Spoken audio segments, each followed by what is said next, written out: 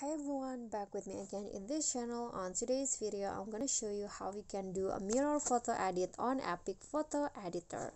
So here I've already on EPIK apps and I'm going to just click on the template, and in here to do the mirror edit, you don't need to do it from scratch, but you can just use the template.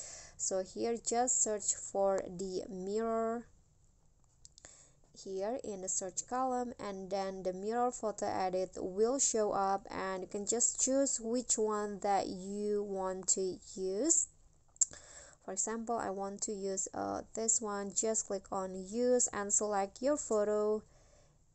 For example, I want to use this one right here, this photo, and you can just go along with the template. Just click on next if it needs a crop, and here is the before and here is the after the mirror photo edit.